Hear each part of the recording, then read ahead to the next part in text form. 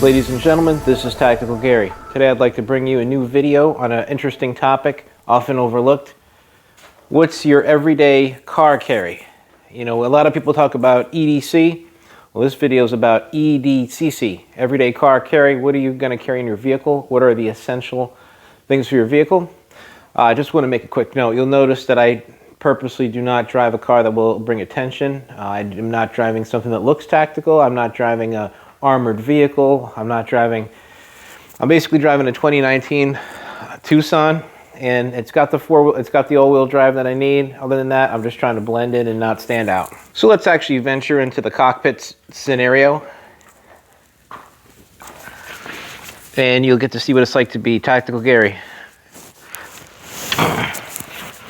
All right, so the first thing you'll notice inside the vehicle, most important spot, middle section here, obviously coronavirus mask. This is a key spot. This is key real estate right here, because if you're in a vehicle, some kind of accident, and you're crushed into your vehicle, this is one of the few places that you can reach. So this is going to be the go-to stuff. Number one, you're going to want to have some kind of multi-tool. I also have a multi-tool on my chest bag at all times, so this is a redundancy, but it's still good to have. Let's see, we got some bear spray. Speaks for itself. You never know when you're going to run into a bunch of very loud and angry bears. Here you will find a headlamp. Lightage is key. You're going to want to have really good lightage. I basically have so many of these that I'm never more than 20 feet away from these at all times. And yes, I do keep one in the man purse. So for the remainder of this video, I will actually wear this. All right, folks, got the headlamp going. All right, crucial. This is the most important thing that this video probably will bring you, and it probably will save your life. Every car needs a bleed kit, and you need the bleed kit. Here you see my excellent handwriting. You need the bleed kit to be available if you're basically trapped in your vehicle, if you're boxed in, if you're in some kind of horrific accident. I cannot tell you how many people die from bleeding out from their femoral artery that could have been avoided if they just had access and knew how to use a tourniquet. And unfortunately, in most of those cases, they expire in their vehicle, and it could have been avoided, or this happens to someone in the vehicle. Happens pretty much every day. So you're going to want to have access to standard bleed kit. I basically make these by the dozen. I'll show you what's in this, but so basic bleed kit, just the bare essentials. You got the scissors for the clothes. You might have to take care of that. Instructions, don't need that. Sharpie to write down the time that you put this on. This is, of course, obviously tourniquet. So it's very standard wheel tourniquet. Get a bunch of those. Learn how to use them. Gloves. If it's fluid and it's not someone in your immediate family, it's probably something that you want to avoid at all costs. What's the Bear Independence saying? I think it's if it's wet and not yours, don't touch it. So yeah, you definitely want to have gloves. Israeli patch, Israeli bleed patch. This is for when you have a serious wound that cannot be dealt with the tourniquet. For example, something on your head or torso. So bleed kit, either here or here, so you can have it if you're boxed in. Over here, I just have sunscreen and some bug spray with DEET. I also like these for cell phones. Highly recommend. And then, of course, you're going to want to have a charger. Hand sanitizer. Over here, you'll see that I always carry some of these Opti-Side disinfectant wipes. Now, some of you at home may use your Clorox wipes or your non-name brand wipes. Well, Tactical Gary, of course, only gets his wipes from hospitals. This is hospital-grade wipes. You can only get this through medical distributors, but I was able to find a few on eBay. So just to give you an idea how dangerous this stuff, how toxic this stuff is to viruses and all sorts of things. As you can see here, it is not even safe for man, woman, or children. As you can see, I like to keep one bag for garbage. And this brings us to the part of the video that's probably the most tactical and important and unique. You're only going to hear this sort of thing on the Tactical Gary YouTube channel. Sunglasses. Not just any sunglasses. These are sunglasses specifically rated for most spectrums of common industrial level lasers. Yes, these are laser sunglasses. These are the type of sunglasses you would wear if you were using high-powered lasers. Lasers are probably one of the biggest threats that you'll see especially around civil unrest scenarios, but also just as a weapon, something that can disarm people. Right now, lasers are the Wild West, and I almost am reluctant to report this because I'm afraid that someone may use this information in a nefarious way. However, it should be known for the prepper community that you can buy a laser right now on eBay for about $100 that is so powerful that it can cause permanent blinding, maybe not blinding, but permanent damage to your eye from simply just seeing where the laser shines. I'm not saying that it has to shine into your eye. I'm just saying you look at where the laser shines. So imagine if my headlamp had one of these, and by just looking at its glare, I now had permanent eye. Now imagine something like that on the top of a truck, just spinning around driving through town, making everyone blind. Yes, unfortunately, these are things that can be done pretty crude, in a pretty crude way. We need to be, as preppers, we need to be prepared. That's why I am urging everyone to replace their sunglasses, their everyday sunglasses, with laser glasses. Don't just get cheap ones. They have to cover the correct spectrum of lasers. It actually gets quite involved. I could spend a whole video just on laser glasses. These are pretty good. They cover most common spectrums. They were about $60. Free Mascot brand. I'll try to put the information in the description. But these do the job. You're not going to get anything cheaper than maybe 50 or 60 bucks that actually works. I mean, you will find ones that claim to cover the correct spectrums for cheaper, but don't trust them. And of course, these can get up into like $100 plus, if really good ones.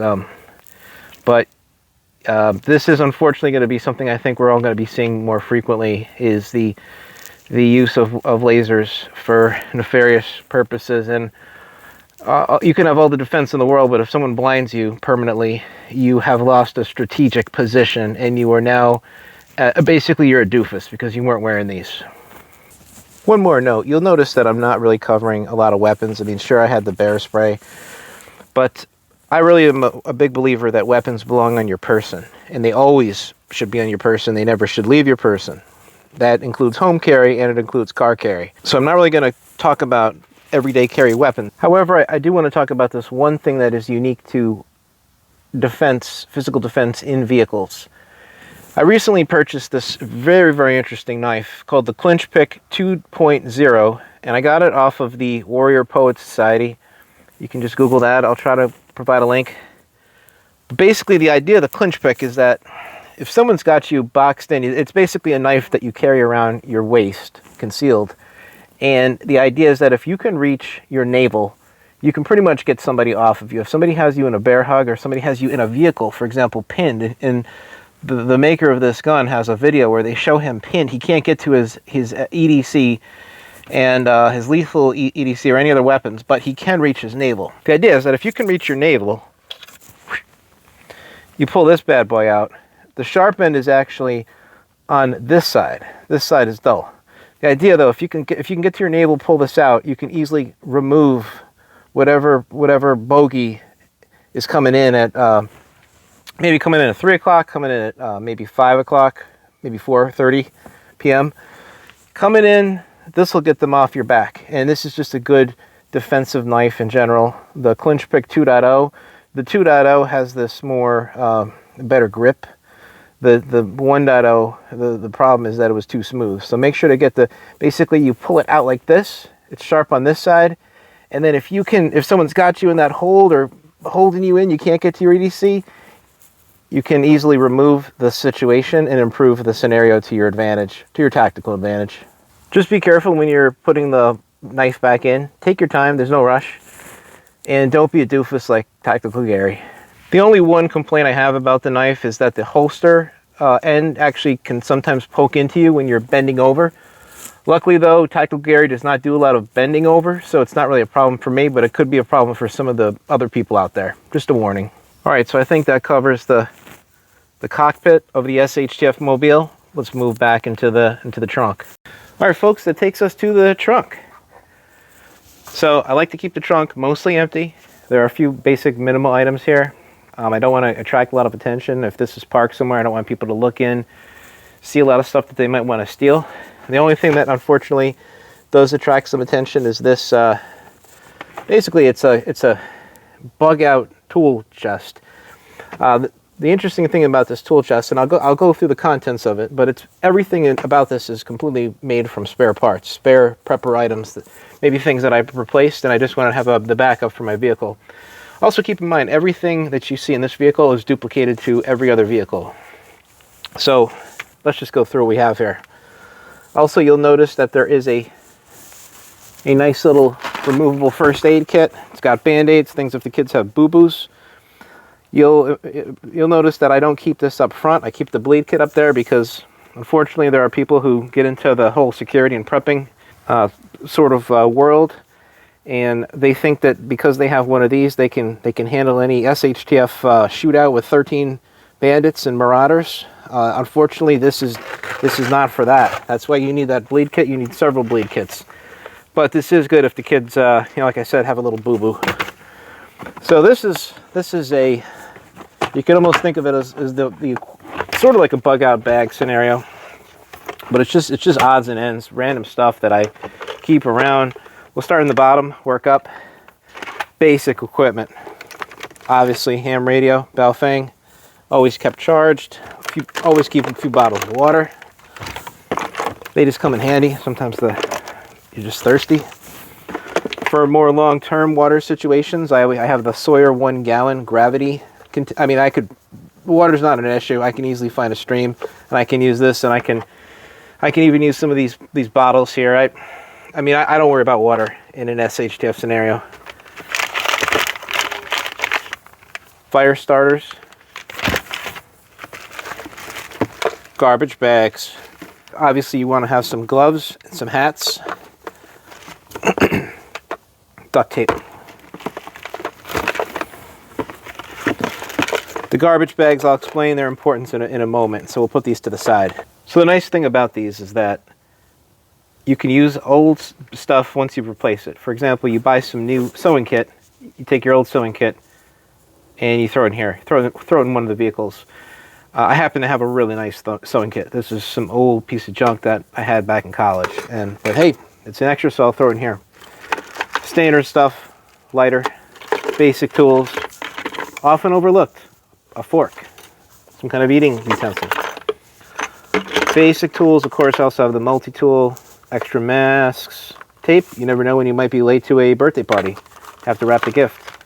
Toothbrush, toothpaste, lots of Sharpies. Just buy like 5,000 Sharpies and just sprinkle them all over your vehicle, your house, your car.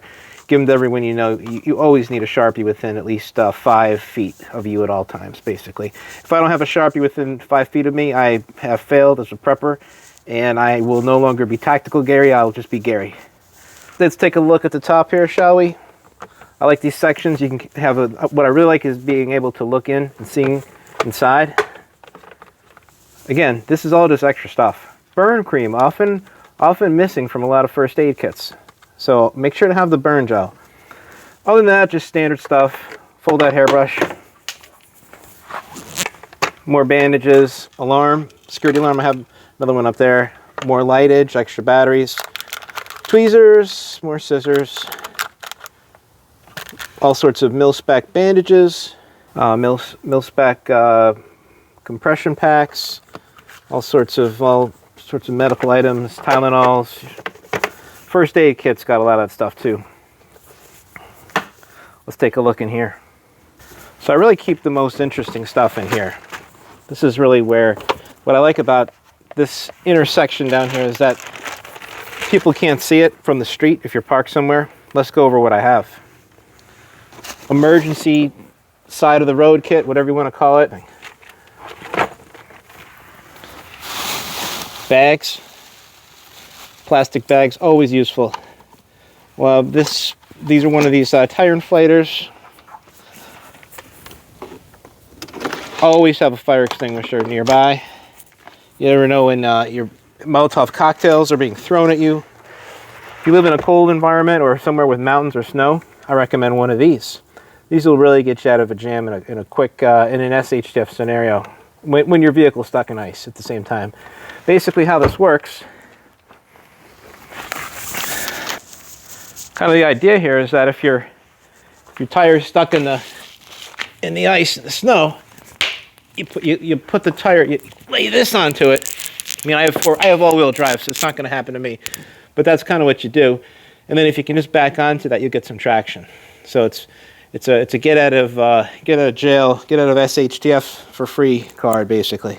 Now I want to talk about this item right here. This is a very special item. This is the type of thing you only see on the Tactical Gary channel. There's a lot of things actually you only see on the Tactical Gary channel, and that's the reason why you subscribe. So this is basically my version of a porta potty. So remember before we talked about those all-important plastic industrial strength garbage bags? I think you kind of get the idea. If you need a latrine and you are in a less than strategic position to use one, I'll tell you, this thing comes in handy. And beautiful part, you're so brainwashed, all of you out there who aren't tactical, into thinking, well, I have to use, toilet paper if I'm in a latrine scenario because you don't want to clog up the drain. Well, no one's worried about clogging up that industrial strength garbage bag. So feel free to use the heaviest towels, wipes, whatever. You could use a beach towel, and you're not going to worry about anything. So again, that's the type of thing you only find on the Tactical Gary channel. You can get these green elephant chairs. I got this on Amazon. It was about 40 bucks. And let's just say it's well used. Just do a quick deep dive into one of these bags because obviously I modify the bag when I get it off of Amazon or whatever. So just want to cover some of the basics. Obviously you got your jumper cables. So anyway, you got ponchos, survival blankets, glow sticks.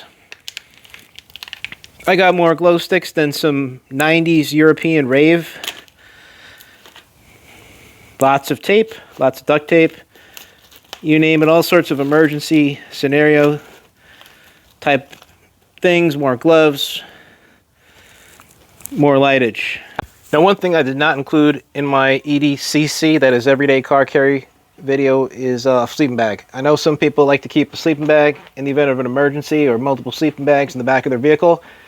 However, there has to be a line that I won't cross. I'm Tactical Gary, goddammit, not Homeless Gary. I pretty much cut.